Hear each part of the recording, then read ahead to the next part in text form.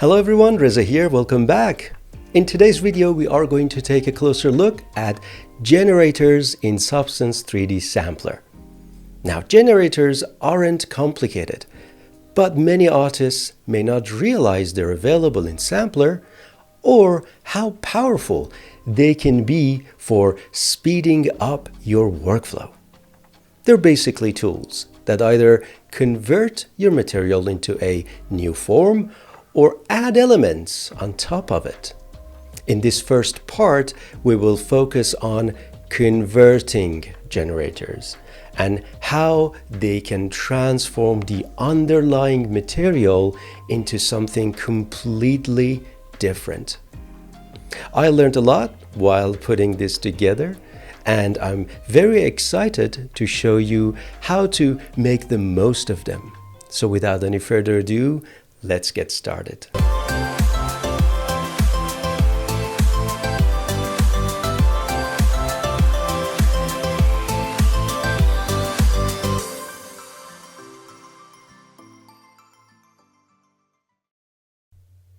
All right, in this chapter, we are going to take only a few minutes to set up the scene. So since I'm working with generators, I would like to have my project as material. It instantly is going to place an object on the scene. In case if you would like to change that mesh, you can go ahead and pick something else. I'm going to go with a cylinder.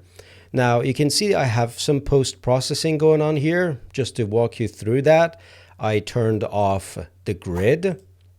And then in lights, I went ahead and increased the intensity, enabled shadow and ground plane, and lit a bit of reflection. Just for cosmetic purposes, to be honest, has nothing to do with generators. And I enabled path tracing for more accurate viewing. In the starter asset, I'm going to start with my first generator. All the materials that we are going to pick is from the materials tab, and the generators are in filters tab. The first one we are going to talk about is called brick wall filter. So let's actually put in a terracotta material, simply drag and drop it in. And let's go into the filter tab and find brick wall. And this generator is going to provide us with a brick pattern, basically. It's great for walls, but also you can use it for floors or any surface where bricks or tiles make sense. In order to see my channels, I'm going to go from 3D only into 3D and 2D, and that allows me to observe the channels. If I change the roughness, then I can quickly switch to roughness, to normal, to height, ambient occlusion, metallic, or base color. Now let's go into these attributes and see what they do. Of course, we have preset. It allows you to quickly pick from a list of ready-made brick styles to get started fast. I'm going to disable that, or rather collapse that. Then we have basic parameters. Random seed is the one that you pretty much see in all the generators, and that gives you different random variations of your bricks. Next one is brick bond, and that controls how the bricks are laid out and connected. So it kind of gives you a slightly different result based on the bond. Then you go and choose the style of the bricks themselves in the brick type. If I go vertical, I get vertical brick type. This is pretty much just a type of bricks that you can choose. Like for example, I can go square perforated or rectangle perforated. And if I look at the base color channel, you can see how this changes. I'm going to click on this little back arrow to reset to default value. Then we have the tile. I can easily go from 5 to 12 into, let's say, 2 to 4, keeping the ratio as is. And you can see, of course, I'm changing the tile of my brick pattern here. Then I've got offset set to 0.5, and that's why these guys are in the middle of each other from one row to another. If I go into 0 or 1, I can basically make them very neat and organized. It doesn't matter if I go from 1 to 0, I pretty much get the same result. But of course, if you're aiming for brick pattern, 0.5 would be the magic number. You can also use custom color if you want. So I can go into more of a darker brick tone or hue and have that. I'm going to reset. That's it. Next one is mix. And mix is quite interesting. It allows you to bring the second set of bricks on top of the first one. The first one is mix mode, where you make a decision which type of brick you want to bring and mix it. And as you can see, there's a randomization going on, and you can change the height offset. If I go into height and look very closely, you can see how that changes. You can go ahead and pick any one that you want and take it from there and mix and match. If you don't want that, then you select the mix mode and set it to none, so you just have one set of layer bricks ready to go. Next one is cement settings, and in here you can pick the color of the cement. I can make it slightly brighter, as you can see. Then we have roughness, cement roughness, and makes the mortar smooth or rough. So if I go into the roughness channel and have a look at the cement, you can see it clearly changes the reflectivity of the mortar between each brick. Then we have cement interstice, and that controls the width of the mortar line themselves. So I can make it thinner. If I go into the base color, you can see that. And this one is make it thicker. Then we have the cement level. So I can go into height and have a look at it. It rises or lowers the mortar height compared to the bricks. So you can see they kind of going in and out. I can kind of zoom in for you guys to see how that works. And of course we have cement disorder, and that makes the mortar a bit uneven. Great to add randomization ever so slightly. Not much can be seen in here because everything happens through normal and height. So if I zoom in and start changing the value, you can see how it has gotten an impact from very clean to a bit of a messy job. And finally, last but not least, we have age, where all the tear and wear comes in. The first one is brick disorder, and that rotates the bricks randomly for a less perfect look. So if I go into the base color, you can see they no longer straight compared to this and this. You can see they're kind of uneven, kind of patchy all over the place. Next one is shatter, and as you can imagine, it adds cracks into our brick. So I can go into normal and have a look. You can see how it adds cracks here and there and add basically age to what we have. Next one is brick edge, and that breaks or chips the edge of the bricks. Clearly shows here. I can zoom in ever so slightly so you guys can kind of see the effect. Again, if aging the brick pattern is what you want, perhaps that would be the first rollout for you to look into. Next one is unstruck, and that removes random bricks like so. So basically removing individual bricks here and there. Brick color variation, as the name suggests, it adds subtle color differences between bricks. And finally, brick dirtiness is going to add grime and dirt on top of your brick pattern. Great for aged look. Next one on the list is floor tile generator. And that lets you break your material into tiles. So if I go and bring in a concrete and drop that in here, and then from the third tab, I'm going to go and look for floor. Floor tiles should come up, and I drag and drop. You can see I instantly get something that I can use, and also I can add bevels and even wear and tear to it. You can use one material or mix two different materials.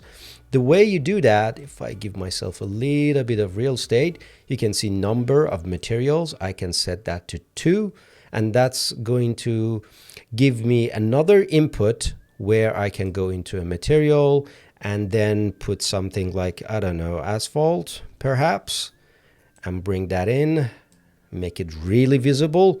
And every other row is now a different material with some presets and some controls over the material, the second material that I brought in. I'm going to stay with one because we've got some properties to go through. The first one is color variation, and as the name suggests, it adds some color differences between tiles of the same material. Then we have beveled radius, beveled depth, and bevel roundness. I'm going to switch to normal channel for better visibility, and it's going to change the bevel of the tile, control the size, how deep the mortar sits, and it's going to soften and sharpen the edge of the tile. So radius, as you can see, is going to change the size of the tile compared to the mortar, which is the gap. Then with depth, it gives me a little bit of deepness for the mortar. And of course, we've got roundness where it softens or sharpens the area for much softer effect. Then the next one is going to be pattern mask, and pattern mask is extremely powerful because it allows you to design the layout of the tile. And usually with pattern mask, you get their own properties per mask. So this one is called square tile, and you can see how much control we have over each pattern. Now, as soon as I go and change that to something like Hungarian points, we may see a significant change to the amount of control that you have over each section. If I go and switch to English, we get a slightly different result. I'm going to stay with square. Next, we have gap, including gap color, roughness, metallic, height, and irregularity. So gap color specifies the color of the mortar. I can go all the way black, or I can go white, looks shiny, and then it specifies how much roughness I'm getting. I can go into roughness to very clearly exhibit this. So this is getting high specularity, no roughness whatsoever, and this is going to make the surface really rough with zero specularity.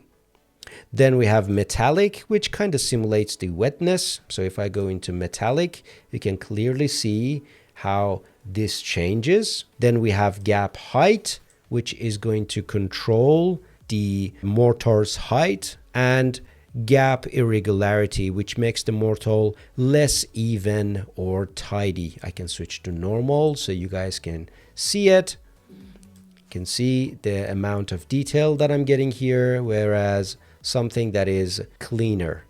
Then we have age, and that deals with all the tear and wear. So height random adds random height differences between each tile. If I go into height, perhaps it's more visible. So now they're all receiving the same height, and now I'm adding a bit of randomness.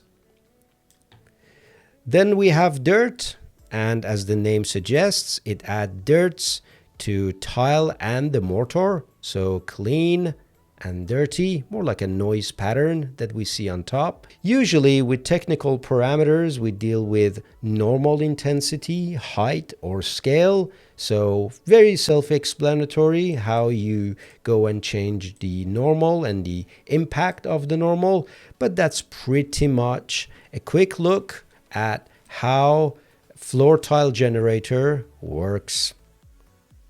Let's talk about the panel filter that takes your material and chop it into neat, organized panels. It works specifically well with metals. So let's go ahead and bring in a brushed metal.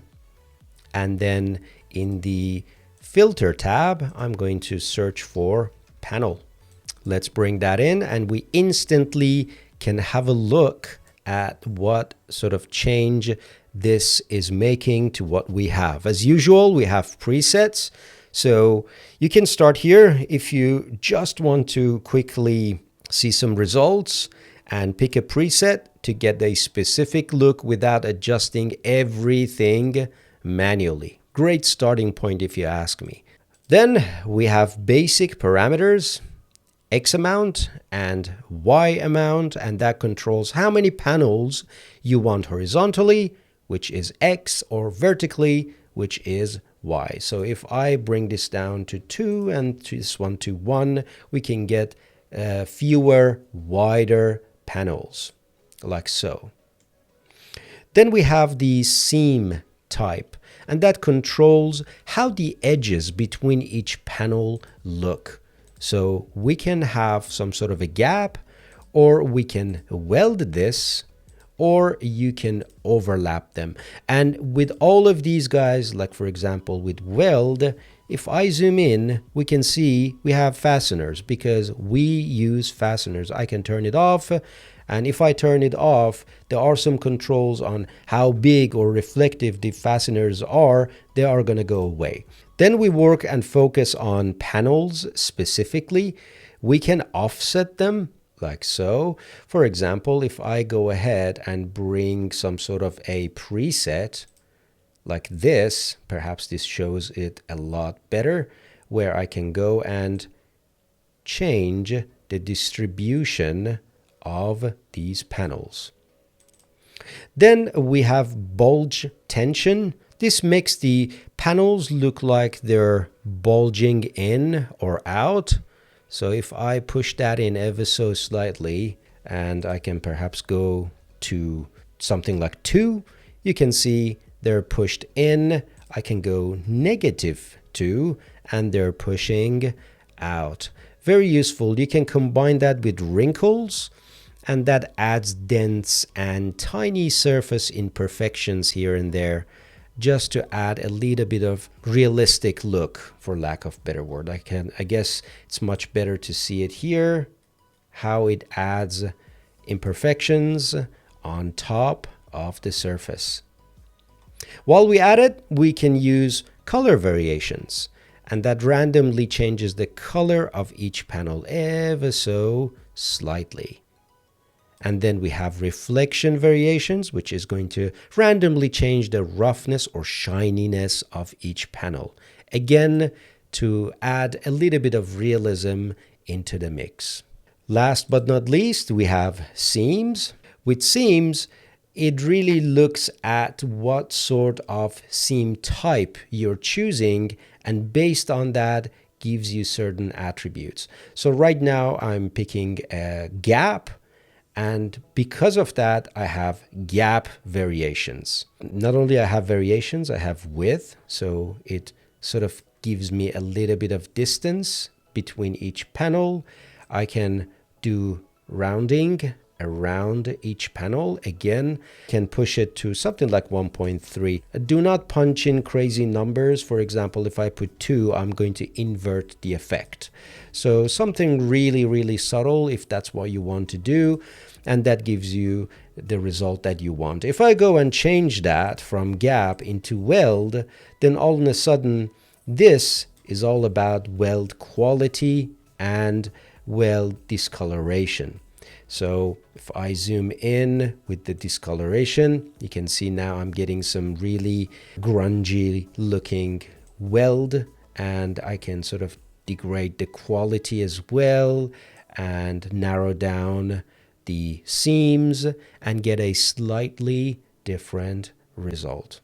Last but not least, in advance, as usual, we deal with normal and height. You can see I'm changing the intensity of the normal, seam height range, and fasteners, ambient occlusion. So I can go into ambient occlusion just to see how much I'm having an impact. Just to add more ambient occlusion, really push that with wide fall off on the result. And as you can see, it's immediately going to have an impact on the way that these bulges look on the surface. That was a quick look at the panels generator. Let's go to the next one. Next generator is parquet filter, and this transforms any materials into a parquet style wood floor. So we're not going to spend too much time on it because it's very self-explanatory. So let me go into filter and switch to parquet and bring that in, and you can instantly see the result. Now quickly, let's go through some of these parameters and see how they work. We have pattern mask. I can switch from this into Hungarian points just to be able to see some really cool result, like so. You can bring down the amount. I'm going to go switch to base color so you guys get to see what's going on. I can go ahead and change that and change the pattern size and the scale. I can go and increase a bit of color variation to break the uniformity. Of course, we have other masks as well. We have English and we have basket weaves. And from there, you can start tweaking some of these attributes. I'm going to go ahead and switch to English. We have some really cool attributes to choose from. For example, chamfer depth, and it's going to sort of give a little bit of gap between each plank of wood, like so. Kind of make it look more prominent when the light bounces off the surface. There's really not much in there. I think that is going to pretty much get you started on this generator, and feel free to kind of go ahead and explore more and come up with some really cool results. Next one is the pavement generator. And pavement generator is great when you want to convert your material into a customizable pavement or brick type of pattern. It provides full control over spacing, tilting, joint details, and surface variations.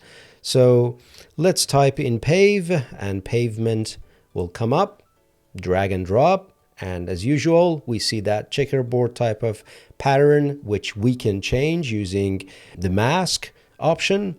So first things first, it asks for joint type, whether you want to use just cement or another material into the mix. So just like some other generators, if you switch to custom, that input pops up where you can go into material and drag and drop something else in there. And that also gives you some variations to choose from, right? But for now, we're going to sort of switch that to cement only and take it from there. So first things first, radius, depth, and roundness are going to look after the richness of the grout around each tile. So I can increase the bevel, widen the distance. I can go bevel depth and lower it. By lowering it, I'm removing the grout. And of course, you can round it. Now you can change the tilt intensity, and basically what this does is it kind of applies random tilt to bricks to break the uniformity, but very subtle change that you might see in the result. So you can clearly see around here we have a little bit of randomness that has been applied to each tile. Now, quickly going into pattern mask, we can again use different types, like flagstone would be a good one here, where it comes with its own attributes, warp and scale. So I can lower the scale, make the pattern slightly more visible. If I switch to base color channel, that clearly shows how the scale works. Now, once you settle on that and you're happy with that, then you move on to joints, the only one that is remaining apart from the height and normal, which kind of works the same amongst all the generators. And that deals with the joint height, the width, the variations, and kind of a luminosity. So color joint, I can bring that all the way to black and remove the grout, so to speak, or give it something like this. Then I have roundness and height, which is going to change the height of the joint.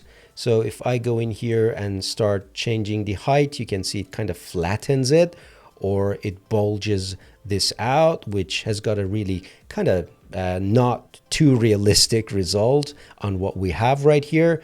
But you have total control over that, along with variations, roundness, and pavement overlap. Then when technical, we have, again, control over base material height range. So that allows me to, if I go into normal, perhaps that if I go into height, actually, that should give me a much better visibility over what this does. You can see the overall height on the pavements that I'm playing around with. That's pretty much it. There is really not much to this generator. Perhaps the highlight of that would be the pattern mask and how easily and quickly you can create stylized result or realistic results that you can export into Designer and Painter for further tweaks. Next one is the quilt stitch filter that emulates a stitch quilt pattern on your fabric.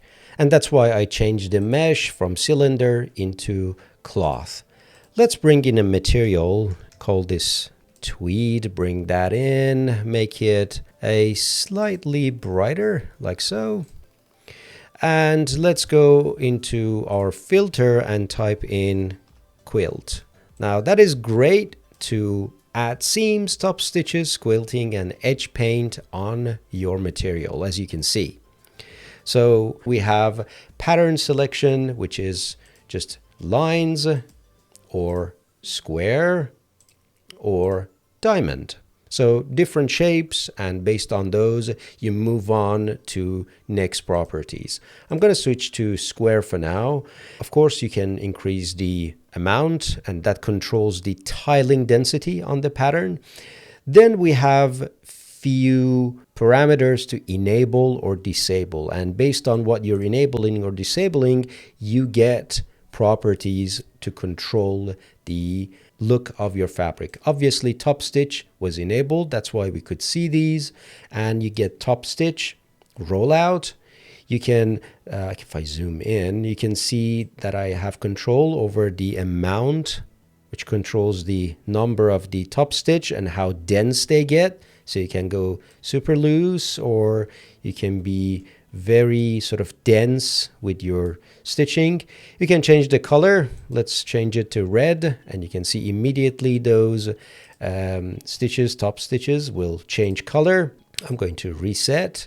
Offset, it offsets the stitching from the quilt edges. So you can come up with something really, really cool if you want. And in here, you can also rotate those as well if you want, like 90 degrees, or not to rotate it at all. Very self-explanatory. In here, you can make the top stitches really prominent. You can change the width and change the length to make them really visible. I perhaps lower the top stitch amount, offset it ever so slightly, and you can see that we get something like this, which is quite stylized. And you can change the height. So if I go into height and zoom in, they should get wider as I increase this slider. As you can see, they are getting more height values, and they simulate more bumpy result on the fabric. Okay, I am going to reset all of these attributes that I changed, and I enable seam as well. Now with that, I now get a seam rollout. I can change the look of the seam ever so slightly. You can see how it's reflected on the fabric, and I can increase or decrease the intensity of it, which you can see in the normal channel, and kind of make it really intense around these areas.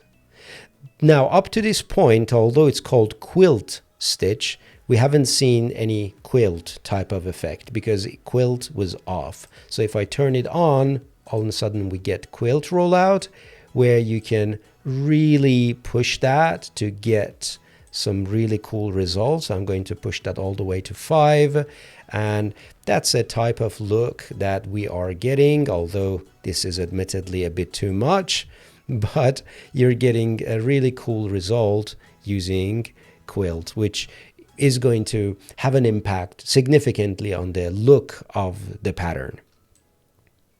We have edge paint if you would like to accompany this with some sort of a color. So edge paint, and I can go blue on this one, and you can see we are getting that blue color on the seams, which is reflected in the base color as well. And then you have edge metallic, which makes the blue color metallic. It has nothing to do with top stitches or the fabric itself. So that's pretty much it. I mean, we've got advanced, which as usual deals with height and normals. So you can see normal intensity and height, but that's a quick look at quilt stitch and how it works. Next one on the list is a stone wall generator to quickly embed your material into the look of an old stone wall.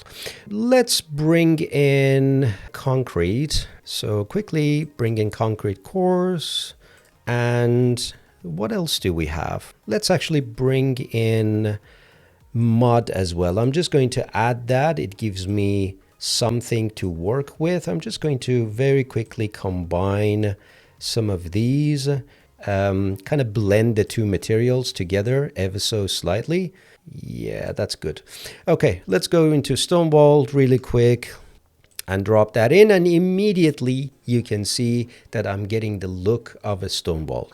For the cement, you can use a separate material just for the cement between each piece, but I'm going to stay with the cement. Number of colors, as soon as you do that, Sampler is trying its best to give me some variations.